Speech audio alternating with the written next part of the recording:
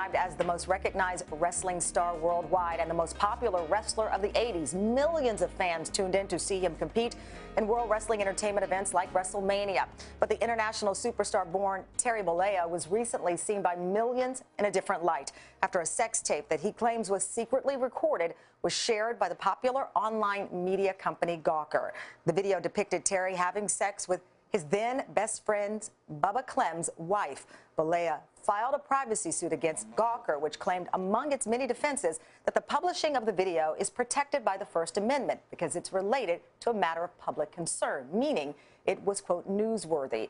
A jury recently awarded him a total of $140 million in damages. I had a chance to sit down with Terry Bollea yesterday, and here's what he had to say. Obviously, Terry, people saw the number $140 million. And that became the big headline. Do you believe your battle with Gawker has gotten lost behind the talk of how much money the jury decided to award you? I don't think so. I think the public feels the same way I did. And so I think that makes a huge statement. Is that a big enough number? Maybe not, but it should be a deterrent for anybody else who ever tries to do anything like this, not to do it, that you will be held accountable. What was it about your message or what your attorneys said that you believe really sealed the deal for you?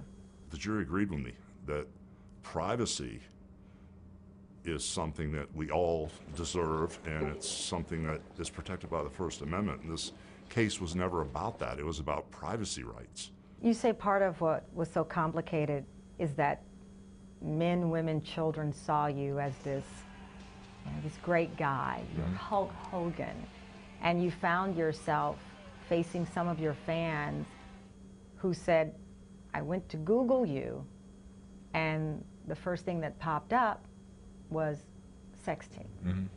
How did that affect your daily life, even your interaction with your fans? It made me cower.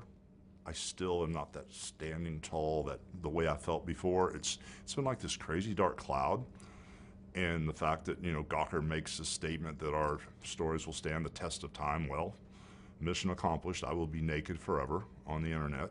And when I realized that children would want to see Hulk Hogan videos if their parents said, oh, you should have seen back in the day 30 years ago when I was growing up, Hulk Hogan was the greatest. So the kids might look for a WrestleMania 3 video, and right away, the way Google works, I'm not really familiar with it, or the internet works, all of a sudden it pops up Hulk Hogan's sex tape. So every time I met somebody, every time I see somebody, when I'm walking in your building here and I shake their hand, I have this crazy thought that, what do they think of me? What does the father think of me?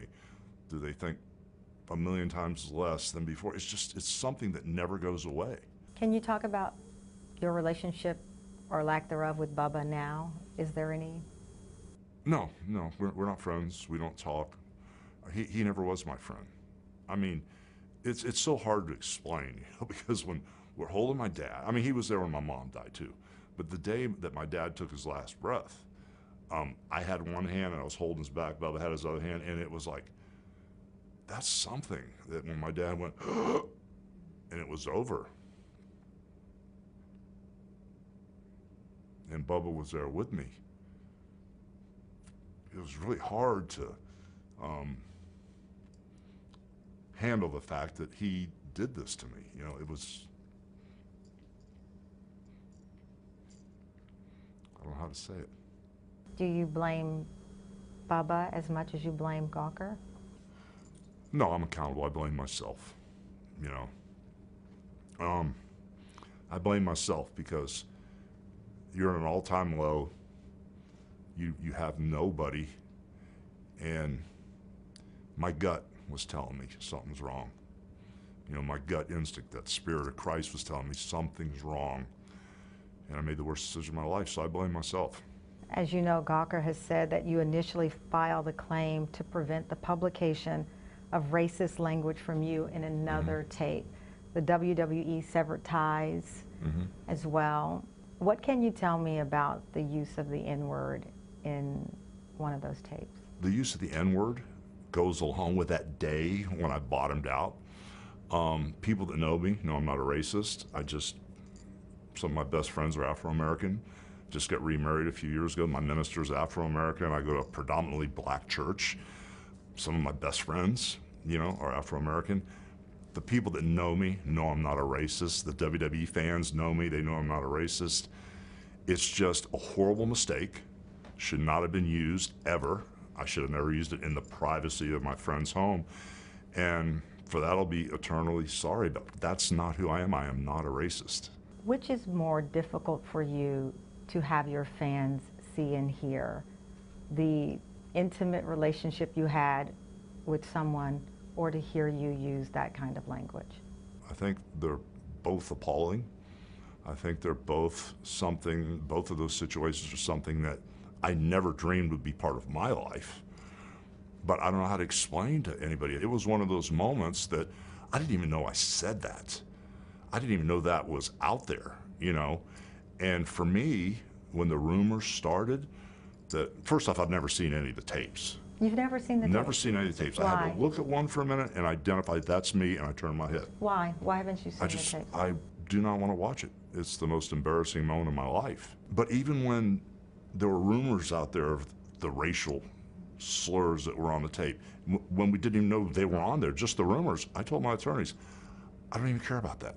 That's not who I am. I want to make sure this never happens to anyone again. You are in control of what you do next, as far as your name, your reputation, and maybe winning back fans who are concerned about what they learn. How do you do that? How do you turn this into, you know, the happy ending that I'm sure you've prayed for? Well,